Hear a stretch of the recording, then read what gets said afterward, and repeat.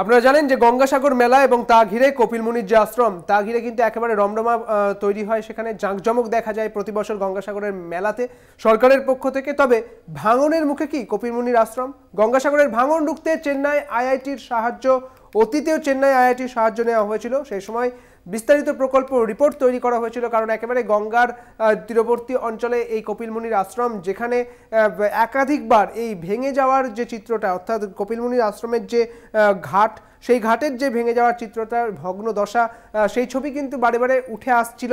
এবং এবার চেন্নাই আইআইটির সাহায্য নিচ্ছে, সরকারের পক্ষ থেকে নেওয়া হয়েছে।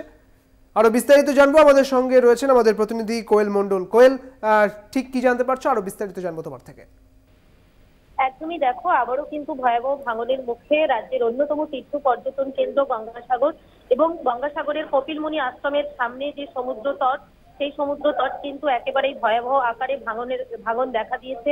ঢালাই রাস্তা থেকে একাধিক অংশ ভেঙে পড়েছে। এইরকম একটা পরিস্থিতিতে কিন্তু গতদিন অর্থাৎ বৃহস্পতিবার সুন্দরবন উন্নয়ন পর্ষদের আধিকারিক থেকে শুরু করে সুন্দরবন উন্নয়ন মন্ত্রী বঙ্কিমচন্দ্র হাজরা এবং রাজ্যের যে সেচ দপ্তরের উচ্চপদস্থ আধিকারিক এবং ইঞ্জিনিয়ারদের একটি বিশেষ টিম এই গঙ্গাসাগরের যে ভাঙন কবলিত এলাকা, সেই এলাকায় পৌঁছই পরিদর্শন করেন। আগেও কিন্তু এই গঙ্গাসাগরের ভয়াবহ ভাঙন রোধে চেন্নাই আইআইটি সহযোগিতা নেওয়া হয়েছিল। এবারেও কিন্তু গঙ্গাসাগরের এই যে ভয়াবহ ভাঙন, সেই ভাঙন রোধে প্রশাসনের তরফে চেন্নাই আইআইটির সহযোগিতা নেওয়ার কথাও কিন্তু ভাবা হচ্ছে। অন্যদিকে জোয়ারের সময় জলস্তর কতটা বাড়ছে সেটা যেমন মাপা হয়েছে গতদিন যে টিম এসেছিল তাদের দ্বারা, ইঞ্জিনিয়াররা, এবং পাশাপাশি এই গঙ্গাসাগরের যে সমুদ্র তট, সেখান থেকে বালি এবং মাটি সংগ্রহ করা হয়েছে। একটি উপগ্রহ চিত্র তৈরি করা হয়েছে ইতিমধ্যে। সমগ্র রিপোর্ট আগামী দিনে কিন্তু পেশ করা হবে সেচ দপ্তরের যিনি প্রিন্সিপাল সেক্রেটারি রয়েছেন তার কাছে।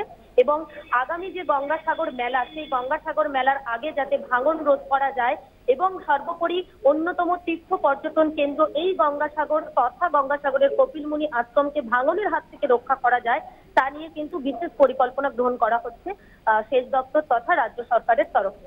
বেশ, অনেক ধন্যবাদ কোয়েল তোমাকে। আমাদের সঙ্গে ছিলেন আমাদের প্রতিনিধি কোয়েল মণ্ডল। আপনাদের আরো একবার জানিয়ে রাখি, এবার সমীক্ষা শুরু হয়েছে সেচ দপ্তরের পক্ষ থেকে, সুন্দরবন উন্নয়ন দপ্তরের পক্ষ থেকে।